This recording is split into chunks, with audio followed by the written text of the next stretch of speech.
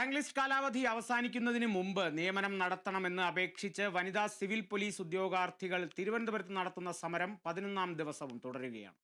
സെക്രട്ടേറിയറ്റിന് മുന്നിൽ ഉദ്യോഗാർത്ഥികൾ ഉപ്പുകല്ലിൽ ഒറ്റക്കാലിൽ നിന്നാണ് ഇന്ന് സമരം ചെയ്തത്. റാങ്ക് ലിസ്റ്റിൽ കാലാവധി അവസാനിക്കാൻ ദിവസങ്ങൾ മാത്രം ശേഷിക്കെ പ്രതിഷേധം ശക്തമാക്കുകയാണ് ഉദ്യോഗാർത്ഥികൾ. ഉപ്പുകല്ലിൽ ഒറ്റക്കാലിൽ നിന്നായിരുന്നു ഇന്നത്തെ പ്രതിഷേധം.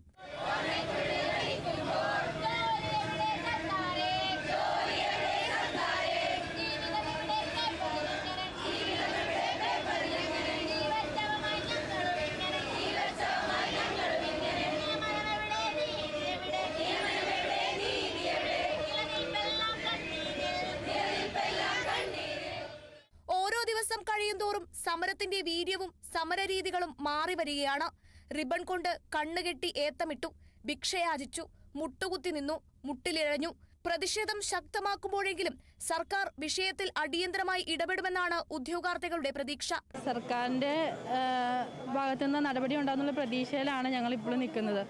ഇത്രയും വേദനിപ്പിക്കുന്നതെന്ന് വെച്ചാൽ ഞങ്ങൾക്ക് ഞങ്ങളുടെ പ്രതിഷേധം കാണിക്കാൻ മറ്റൊരു വഴിയെന്ന് പറഞ്ഞാൽ ഞങ്ങൾക്ക് നേരിട്ട് അവരെ സമീപിക്കാനുണ്ടായിരുന്നു. ആ 11 മാസം ഞങ്ങൾ അവരെ നേരിട്ട് സമീപിക്കുക മാത്രമല്ല, ഞങ്ങളുടെ നിവേദനങ്ങൾ സമർപ്പിക്കുകയും ഞങ്ങളുടെ വേദനകൾ ഇതുപോലെ തന്നെ ഞങ്ങൾ അവരിലേക്ക് എത്തിക്കുകയും ചെയ്തു.